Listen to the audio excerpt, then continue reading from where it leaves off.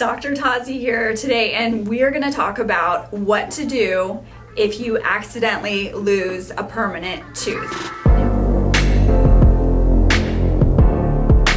So I know we don't plan on ever losing our teeth, but accidents happen. I'm going to go through these 6 steps of what to do if you find yourself in that situation. Step 1, do not panic. That's the worst thing that you can do. Try to compose yourself.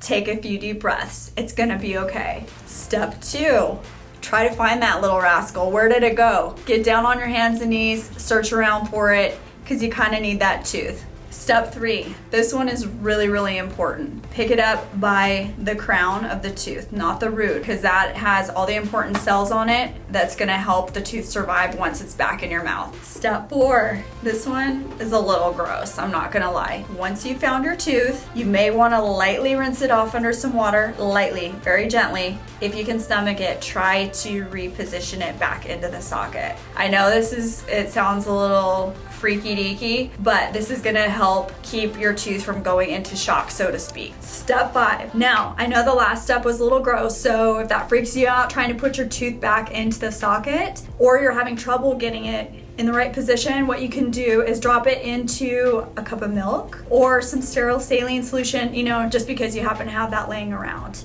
Keep it in there, and the reason you want to do this is to prevent the tooth from going into shock. There's little cells all around the root surface, and that's what we're trying to keep alive. And so by putting in sterile saline solution or milk, it'll help keep those cells alive until you can get the tooth back into your mouth where it belongs.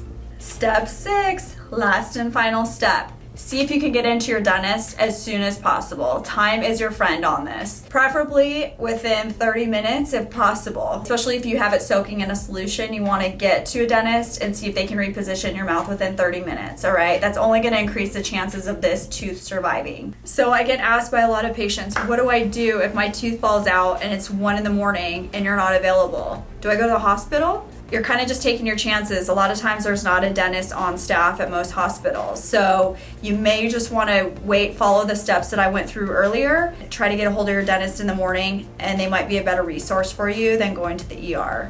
Want more health and beauty tips? Make sure you subscribe, like, and follow me at Dr. Michaela Tozzi on Instagram. That's where you'll find more of these health and beauty tips waiting just for you.